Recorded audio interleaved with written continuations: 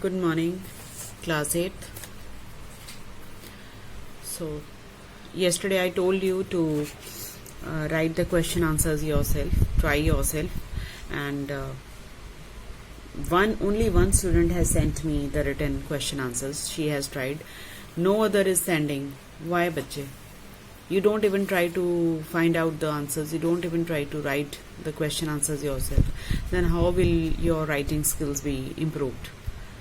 जब तक आप ट्राई नहीं करेंगे तो कुछ नहीं होने वाला. मैम आपको रेडी टू लर्न दे रही है material and you are taking it happily, but the thing is that in the long run you are going to miss this thing. Means you will say that हमें सब ready मिलता था इसलिए हमें कभी कुछ करने की ज़रूरत ही नहीं पड़ी. So it is good that you should try your self. आपको खुद ट्राई करना चाहिए लिखना. राइटिंग स्किल्स तभी बढ़ती हैं, इंग्लिश आपकी तभी इम्प्रूव होगी when you will speak English, and writing skills भी आपकी तभी इम्प्रूव होंगी when you will start writing, finding and making your own answers. You are quite big class. Middle section में आपकी सबसे बड़ी सीनियर मोस्ट क्लास है 8th. So you should be habitual of writing your own answers, but nowadays that classes are going online, so we can't talk face to face. That is the biggest problem. So I am sending you the question answers. When our regular classes will start, I'm not going to give you the written material. You will find out your answers yourself.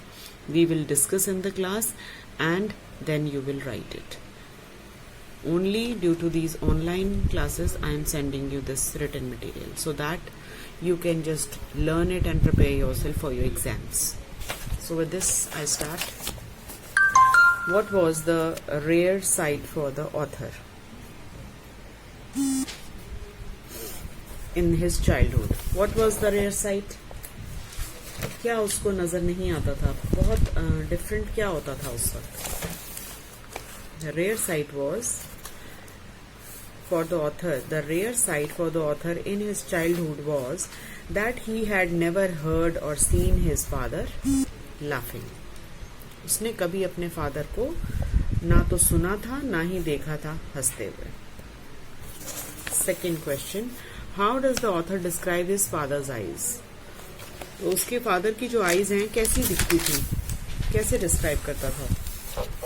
His father's eyes looked cold and rigid. बहुत ही cold और rigid थी उनकी father की eyes. They never flickered while talking to somebody. कभी भी वो हिलती नहीं थी, एकदम एक टक देखते थे वो सामने वाले की आंख में. His eyes seemed to penetrate deep into the person in front. जिससे भी वो बात कर रहे हैं in front, उसके उनके सामने जो खड़ा है the person, he used to penetrate deep into his eyes. means लगातार एक टक देखना किसी की तरफ. ऐसे लगता था दूसरा जो इंसान है जिससे आप बात करें, he used to get upset. They were cold like the tempered steel.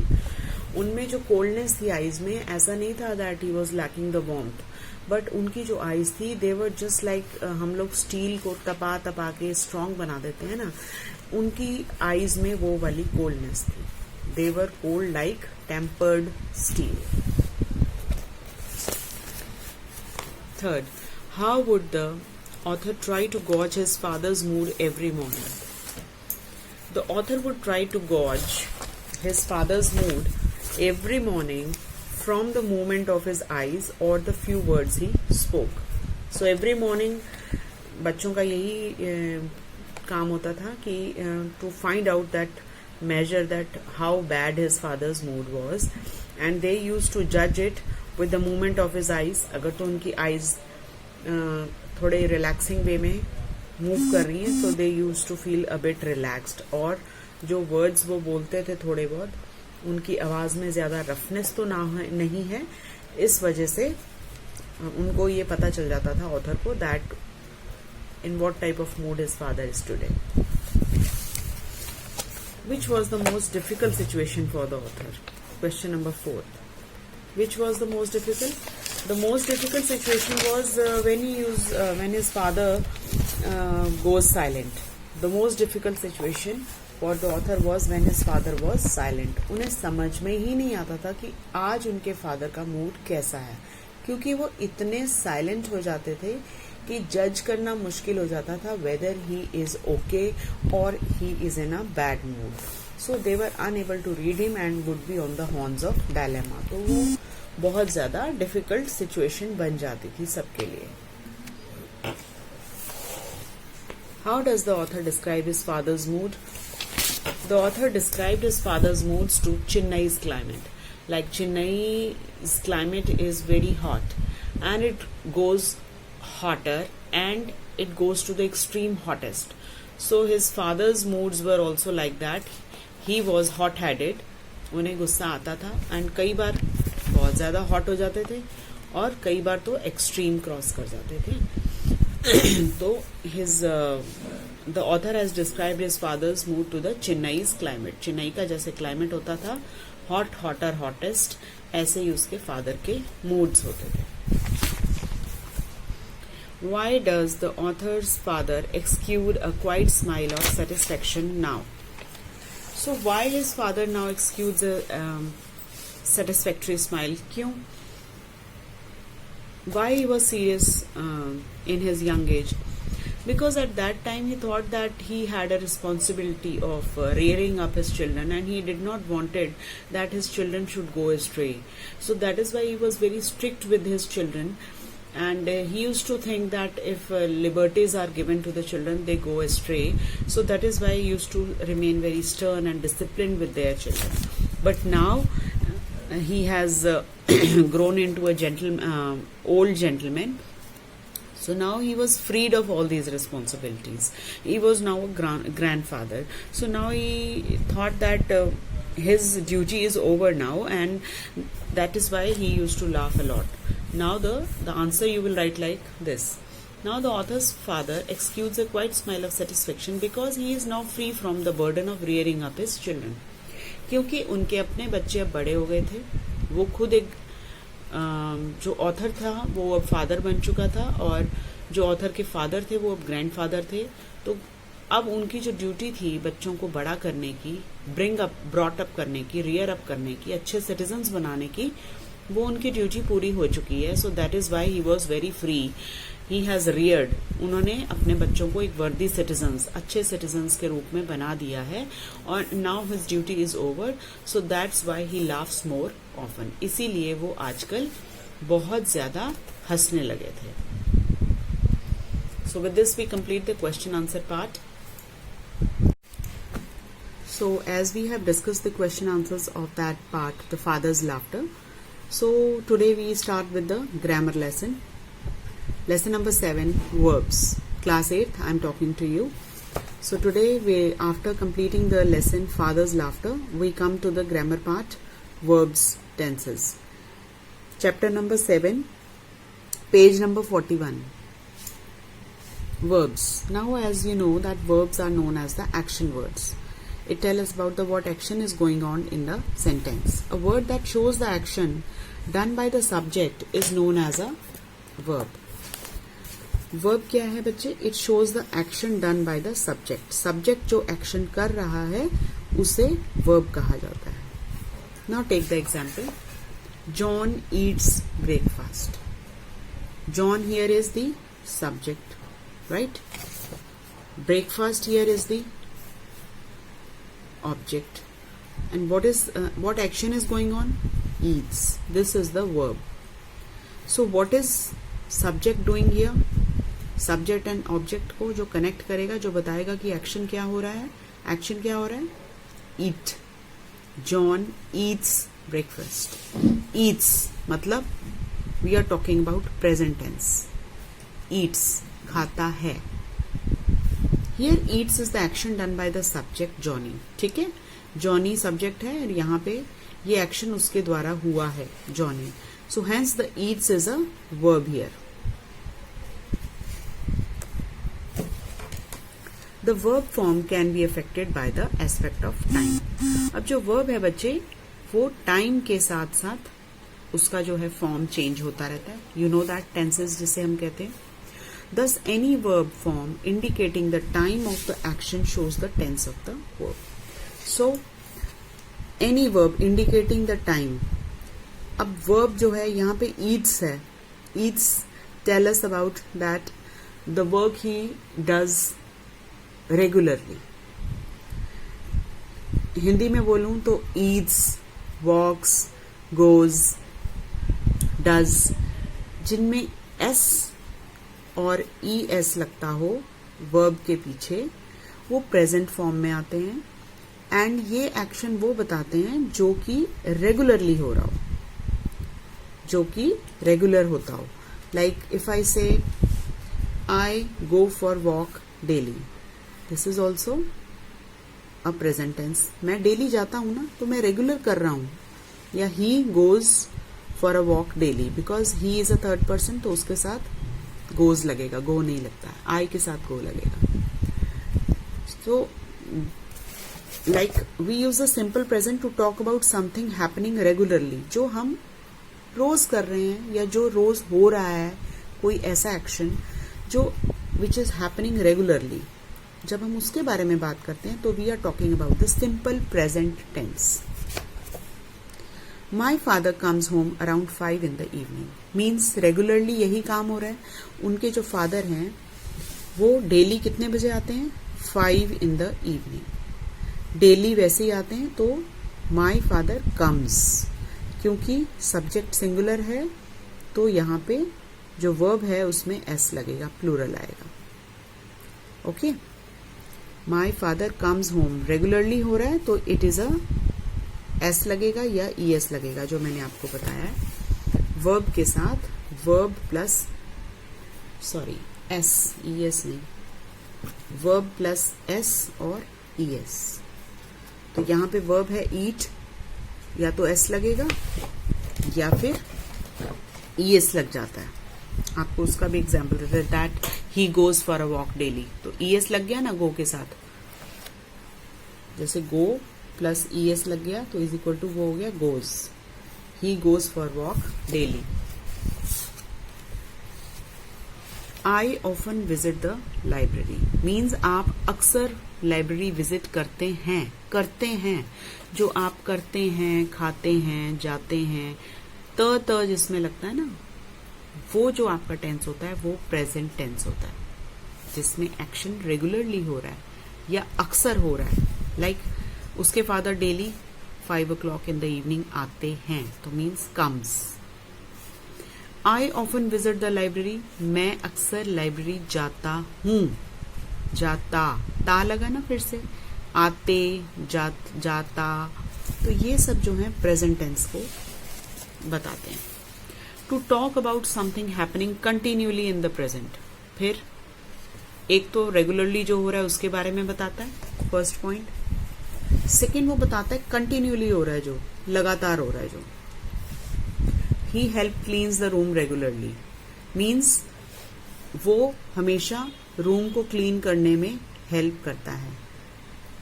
The help cleans the room regularly. The help means यहाँ पे सर्वेंट है.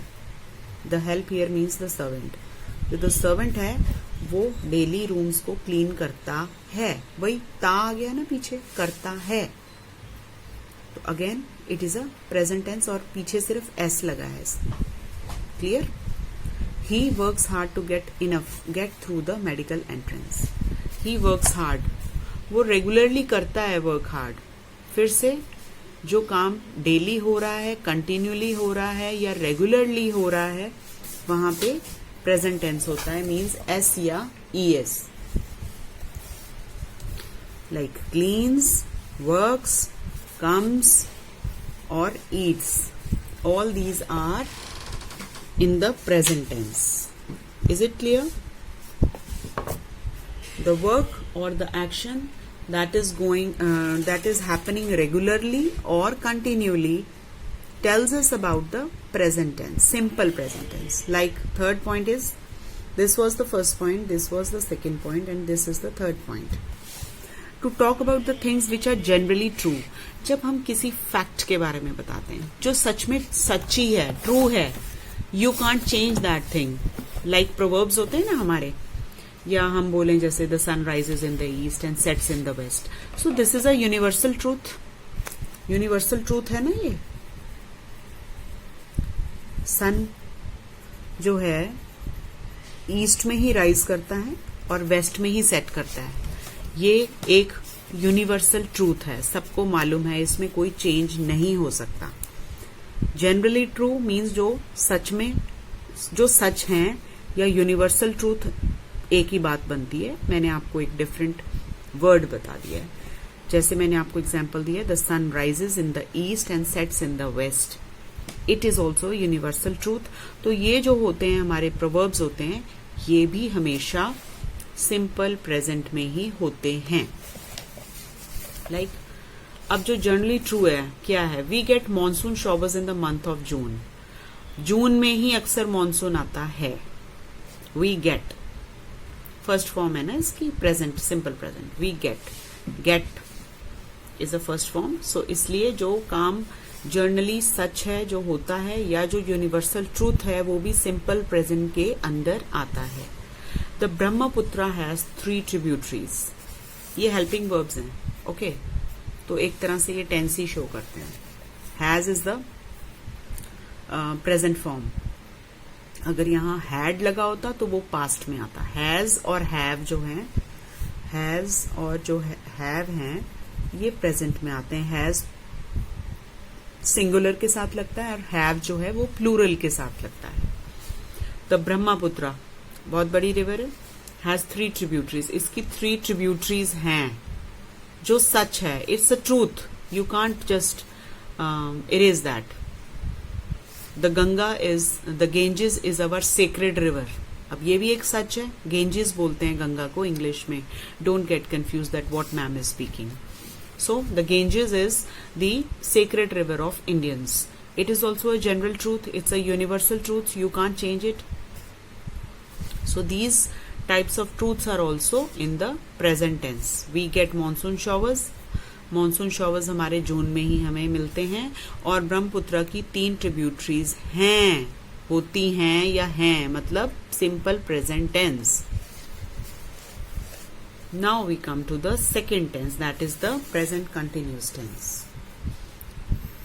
इसमें टाइम वो बता रहे हैं, इसमें उन्होंने वो बताया एक्शन जो हमेशा होता है, करते हैं, रेगुलर हो रहा है, कंटिन्यू हो रहा है, या जो जर्नल ट्रूथ है, जो सच्चाई है, उसके बारे में बताता है। Simple present tense, present continuous tense, to show that something in the present is temporary.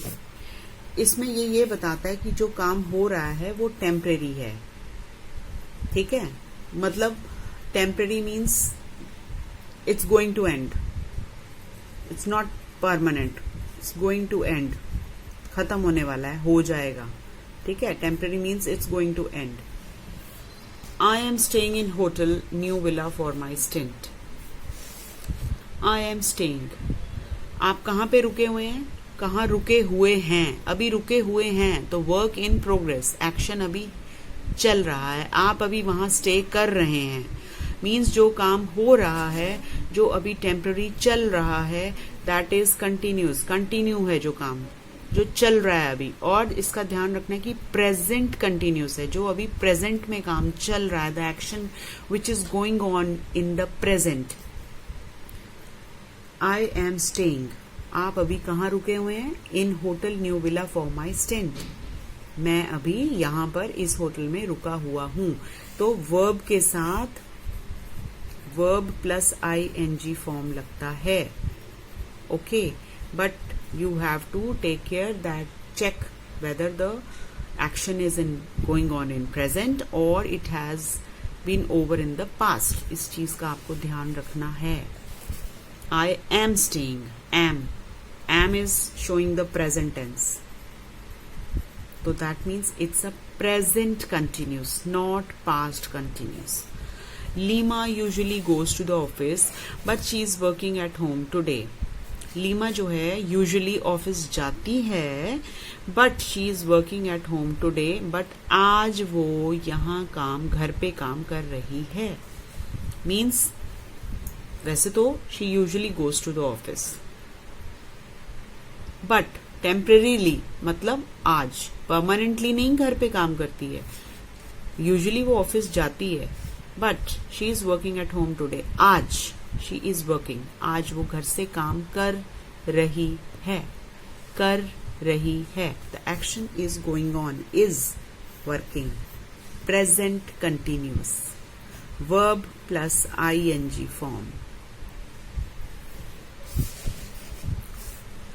Then the second point is for something happening regularly in the present and has been happening for a short period. फिर present continuous और कहाँ use होता है? For something happening regularly in the present. Present में वो regularly हो रहा है. Working है ना, काम कर रही है. Staying हो अभी आप होटल में. Has been happening और अभी भी चल रहा है.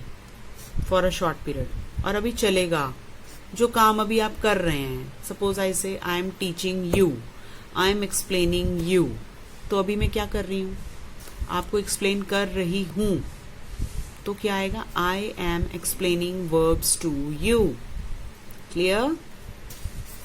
For something happening regularly in the present and has been happening for a short period. I am working on project on the birds this month. आप इस मंथ में किस पे काम कर रहे हैं?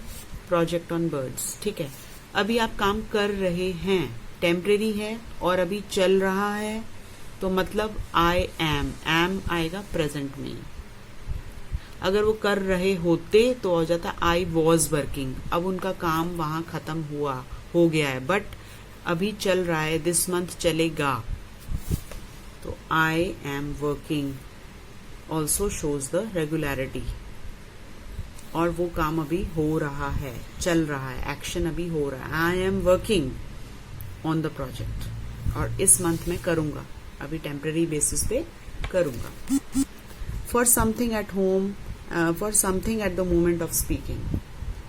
Like as I said you that I am explaining you the verbs at the moment of speaking. Means जब मैं बोल रही हूं तो मैं क्या करवा रही हूं आपको? At the moment of speaking, what I am doing? I am explaining you this verbs. I am explaining you the lesson number 7. So, at the moment of speaking, जिस वक्त आप जो बोल रहे हैं और आप उस वक्त जो काम कर रहे हैं, वो भी present continuous में आएगा. I hope I am clear to you. I can't hear you. I am listening to the news on TV. मैं आपको नहीं सुन सकता. क्यों?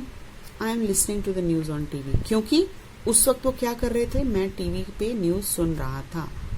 नहीं, मैं अभी आपको नहीं सुन पा रहा क्योंकि I am listening to the news. क्योंकि मैं अभी न्यूज सुन रहा हूं. आई एम ये शॉर्ट है इसकी, आई एम की. It's a contraction. क्यों नहीं सुन पा रहे हैं? क्योंकि आप टीवी पे न्यूज सुन रहे हैं. Okay. Be quiet. I am studying for my examinations. Be quiet. अभी आप चुप हो जाइए. मैं अभी क्या कर रहा हूं? मैं अभी स्टडी कर रहा हूं एग्जामिनेशंस के लिए. And if I say you, be attentive. Listen to me what I am explaining you. Explaining you. Explain आ गया ना एक्शन, और उसके साथ मैंने ing लगाया. क्यों? क्योंकि अभी जो मैं काम कर रही हूं that is present continuous tense. Be quiet, I am studying for my examinations. अभी आप चुप हो जाइए क्योंकि मैं अभी एग्जामिनेशंस के लिए पढ़ रहा हूं. Is it clear? We use modal verbs to talk about the present action in progress. हम लोग modals भी यूज करते हैं. modals होते हैं हमारे can, could, will, would, may, might, shall, should. ये सब modal verbs होते हैं हमारे. Okay. So we use modal verbs to talk about the present action in progress when we are not sure of its occurrence. modals हम तभी use करते हैं बच्चे जब हमें उस एक्शन की प्रोग्रेस का पता होता. We are not sure. हमें बहुत ज्यादा श्योरिटी से नहीं पता होता कि वो एक्शन कितना हो रहा है, तो हम उस वक्त ये वाले वर्ड्स यूज करते हैं. Can, could, will, would, may, might, shall, should, ought. ये सब हमारे मोडाल वर्ब्स होते हैं. ये हम तब यूज करते हैं जब हमें एक्शन की प्रोग्रेस का ज्यादा पता नहीं होता है. Now look here. I don't know where Rohit is. He might be playing basketball with his friends. अभी आपको पता नहीं है ना रोहित कहाँ है, तो उन्होंने यही बोला when you don't know where the action is, occurrence of the action, आपको नहीं पता कि रोहित कहाँ है, आपने अंदाजा लगाया. Here the might is the modal verb. It's a modal. He might be playing. वो बाहर बास्केटबॉल अपने फ्रेंड्स के साथ खेल रहा होगा, है ना. आपने एक गेस लगाया है. तो जब हम गेस करते हैं ना, तो ये सब मोडाल में आते हैं. ये गेसिंग है. Might, shall, should, may, might जो मैंने अभी आपको बोले सब मोडाल्स हैं. वो आपको डिटेल में बाद में बताएंगे. Who is knocking at the door. आपको नहीं मालूम बाहर कौन है, ठीक है ना. आपने नॉकिंग एट द डोर, आपने अपने आप से पूछा who is knocking at the door. I don't know. It could be the police. It could be, police भी हो सकती है, क्योंकि ये आपके इस क्वेश्चन का आंसर है. I don't know, it could be the police. Could again here is a modal. तो जब आप ऐसी कंडीशन में बात कर रहे हैं तो वो भी आपका प्रेजेंट कंटिन्यूस टेंस में ही आता है, ठीक है. जब आपको एक्शन का अकरेंस का नहीं पता, ये देखिए दोबारा बता रही हूं. We use modal verbs about the present action in progress when we are not sure of its occurrence. हमें नहीं मालूम है कि उसकी एक्शन की प्रोग्रेस का हमें कुछ नहीं पता है. हमने सिर्फ एक अंदाज लगाया है, हम सिर्फ एक गेस कर रहे हैं, तो वो भी हमारा प्रेजेंट कंटिन्यूस के अंडर आता है. Okay, for today it is sufficient.